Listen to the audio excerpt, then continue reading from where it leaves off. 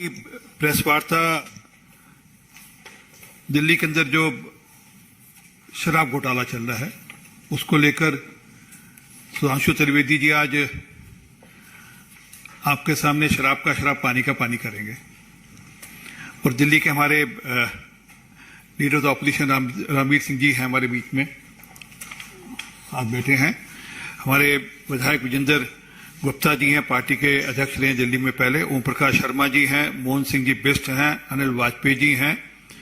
जितेंद्र महाजन जी हैं और पार्टी के दिल्ली के मीडिया के प्रमुख हरीश खुराना जी हमारे साथ हैं। मैं निवेदन करूंगा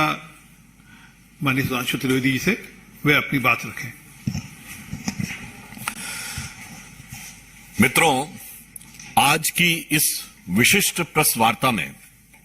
दिल्ली विधानसभा के हमारे नेता प्रतिपक्ष और सभी सम्मानित विधायकों को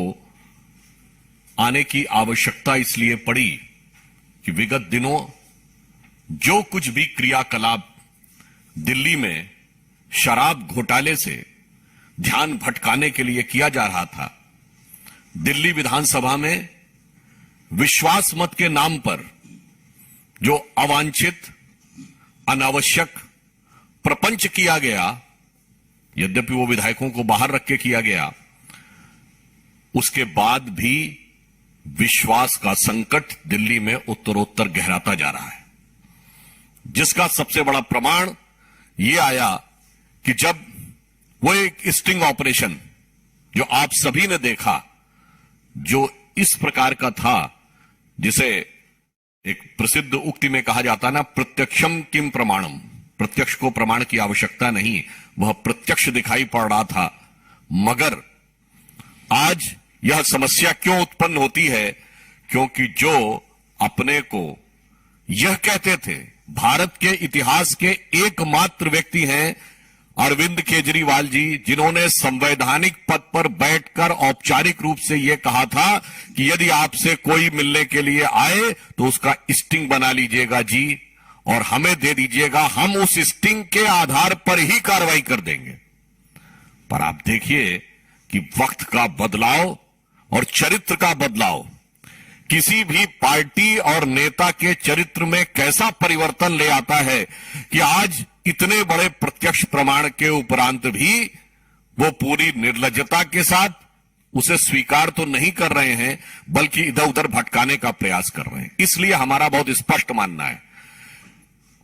या तो अरविंद केजरीवाल जी इस पर कार्रवाई करें, अन्यथा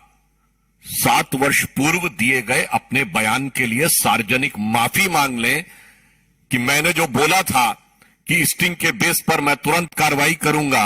वो मेरा उसी प्रकार से बचकाना, अपरिपक्व अथवा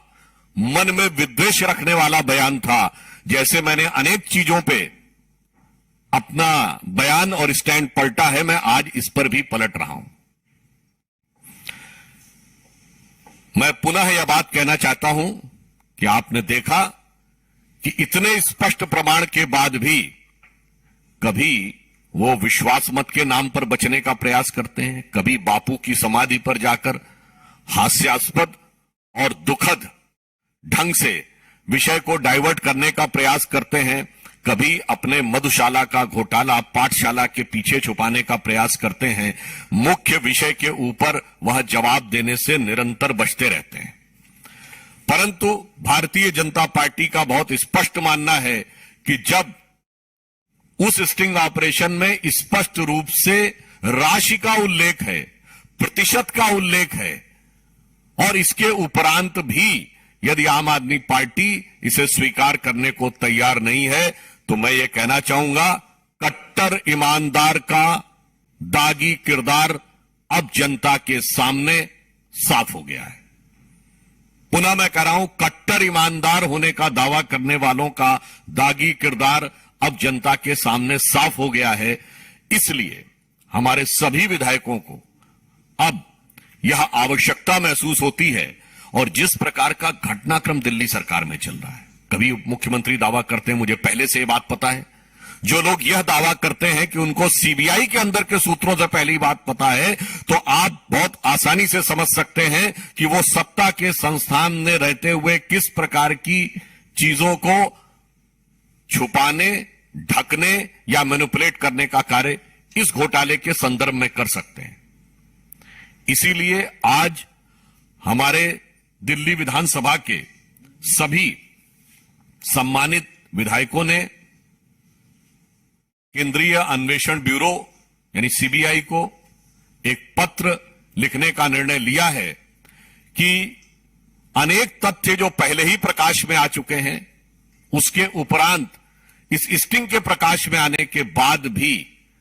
कई दिन गुजरने के बाद भी जिस प्रकार की छलपूर्ण निष्क्रियता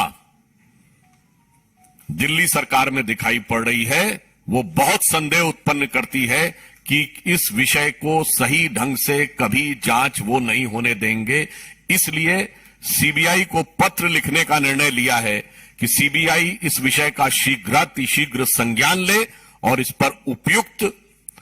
वैधानिक और उपयुक्त जांच की कार्रवाई करे, क्योंकि जिस प्रकार के कार्य दिल्ली सरकार कर रही है विषय से भटकाने के लिए, मतलब मैं एक उदाहरण के लिए आपसे कहना चाहूंगा, आप सभी लोग प्रबुद्ध पत्रकार हैं, आप कभी जरा खूब स्टडी करके बताइएगा, जिस पार्टी के पास 90% की मेजॉरिटी हो और वो बगैर कहे विश्वास मत की बात करे, इसका अर्थ होता है कि आज विश्वास के ऊपर कोई उनकी विश्वास पे संकट नहीं है, सरकार पे संकट नहीं है, साख पे संकट है। आम आदमी पार्टी की साख पर संकट है और यह बात हम नहीं कह रहे हैं। उनकी पार्टी जिस आंदोलन से निकली, उस आंदोलन के अधिष्ठाता अन्ना जी ने अपने पत्र में ही यह बात स्पष्ट कर दी है। इसीलिए विवश होकर हमारे विधायकों को यह निर्णय लेना पड़ा कि इतने बड़े प्रमाण पर भी यदि कोई कार्रवाई नहीं हो रही है तो फिर देश की सर्वोच्च इन्वेस्टिगेटिंग एजेंसी को इस विषय के ऊपर संज्ञान लेना चाहिए। मैं इस संदर्भ में अनुरोध करूंगा दिल्ली विधानसभा में हमारे नेता प्रतिपक्ष रामवीर सिंह विदुड़ी जी से कि वो आपको संबोधित करें।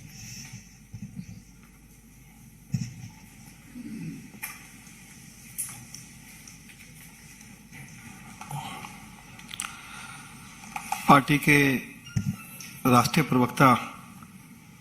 और वरिष्ठ नेता आदरणीय श्री सुधांशु त्रिवेदी जी,